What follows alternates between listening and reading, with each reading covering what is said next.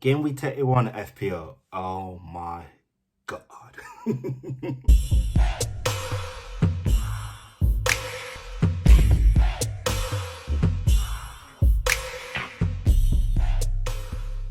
Dallas 10-man leads against Man City. Oh my god. It was crazy. Watch and see my reaction to all my players' points in this game week. This is a review video, so stay tuned and get locked in. Welcome to my team review for game week 31. What a week it's been. Yeah, so how did you guys do this week? How did you guys do? Tell me, what was your points? Did you go up ranking or did you go down the ranks? I went down the ranks. I got a red arrow. But yeah, that's game week 31 with all its ups and downs. Quite a funny week. Yeah, we can see the scores here. Starting off with Fulham versus Wolves on Friday, and that game went as I thought it would. I thought it was going to be a 0-0, and that's what I got in Patricio to get a clean sheet. And yeah, he got a clean sheet, got a couple of bonus points, and yeah, got 9 points on Patricio. That was a good one. Of course, we know what happened in Man City Leeds. That was just funny though. I took out all my Man City players, and I was very fortunate to escape the whole De Bruyne not starting, Diaz not starting, Stone starting, and Gundogan not starting. It was just weird, and I just told myself just gonna take out Man City players to just give me a bit of peace of mind, because at the end of the day, right, to me, the game has to be enjoyed. So it's more like my motto is enjoy while you play. So yeah, the Leeds players have got Rafinha and Bamford. I had Bamford on the bench, and I went with only a lone striker, and that was Kane.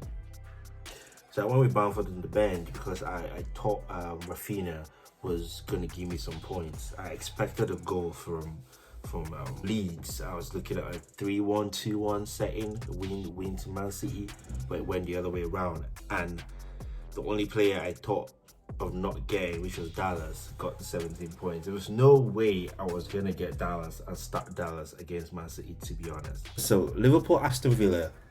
You can see my team. I got Jota. I made him my captain. But the beautiful thing that happened was Alexander-Arnold scored a goal, right? And gave me 11 points. Crystal Palace Chelsea game. When can we expect a clean sheet from Chelsea?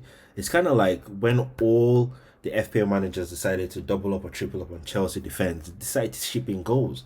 If you look at the difficulty rating, you would say, oh, Chelsea's got like quite a few good games towards the end of the season, apart from the last, I think, 3 games. And you think, oh, a couple of clean sheets there. But the first took 2-5 whooping by West Brom. Don't want to remember that. Then Crystal Palace just nicked in a goal. I think it was when it was 3-0, and then nicked in a goal, trying to come back into the game before I think Pulisic just kind of like sealed it for Chelsea. So yeah, that was a good game. That was a good game, but no clean sheet there. Newcastle, Burnley. I had no players in that game, but there was a player at Burnley, Vidra. I think everyone is beginning to look at him, and my next video, my watch list video, so I've got a video after this, just talking about players to watch out for, players you should look to include into your team between now and game week 38. So very important, and I really appreciate if you could just tune in and watch that video. The next one, West Ham Leicester 3-2. Should I say Lingard 2 and Iheanacho Nacho Man 2? And I've got none of those players in my team, and that is unbelievable. I've been holding out bringing in Lingard into my team because I felt that over time, right, as the games get difficult, he would start dropping. And the whole idea, to me, what I thought was, my own opinion was that he was outperforming himself in West Ham. And yeah, I think it's just the Man United, his performance at Man United kind of like affected my thinking of how he's going to perform at West Ham. But he's just been reborn in West Ham. So yeah, nice one, Lingard. And if you tune into my video, my watch list video, Lingard is a player that I'll talk about, and I'm gonna pull up stats and tell you why you should get Lingard into your team, regardless, because Lingard performs in big games. He performs in the so-called little game, so he's not someone to be taken for granted, and I'll explain why. And also, Ian Shaw is someone that I'd also talk about in my watch list. Spurs, Man United. I got Son in the game, and I've got Fernandes for my Manchester United. Fernandes blanked, but Son gave me 7 points, and it's quite funny because after that 4, he fell down like he was never gonna get up. He fell down like he was struck in the balls or something. But excuse my language. But yeah, it's crazy how 2 minutes after that, or less than 2 minutes after that, he's at the other end scoring a very beautiful goal. That goal was well taken with his left foot. So obviously, Son was good for me. He gave me 7 points, but United turned the game around, and it was kind of like you read the tabloids, so you see all the funny comments by Mourinho and all, and Ole saying that Son, his son was his son. He would not give him any food after that 4. Well, Sheffield United, Arsenal. Big ups to everyone who put in Lacazette. Lacazette turned up and gave all those who put him in their team, all those FPL managers put him in their team, some good points. I think he scored a brace, so yeah, that was a good shout. I think Arsenal's got like really good fixtures from now till the end of the season, so they want to actually watch out for their players.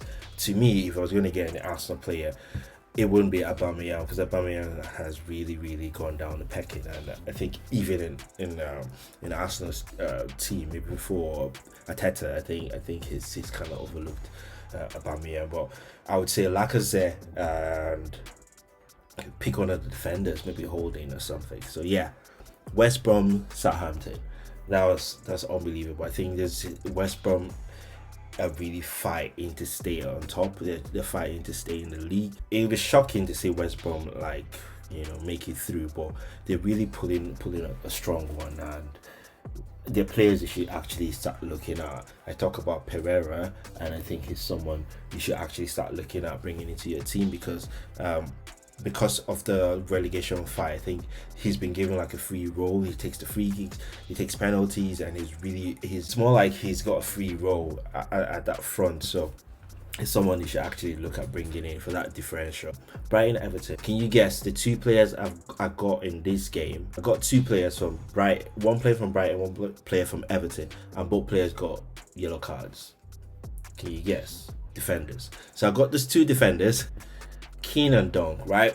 It was 0-0. I kind of expected that game was gonna be tough. It was gonna be like a drag. Oh yeah, I expected that, and that's why I had Keane and Dunk there to give me the full max point. I was expecting bonus point from Dunk and Keane, but I got that off Dunk, and that's really good to see. And you can see that at the end of the day, all my points together gave me whooping 58 points in this very difficult game week. Taking out -12, that was a massive heat I took to get.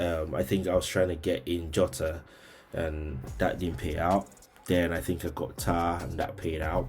I was looking to see if I can make top 500k, but now I'm down to 900k. But this week I'm going to share with you what I intend to do to take myself back up, and hopefully everything goes as planned.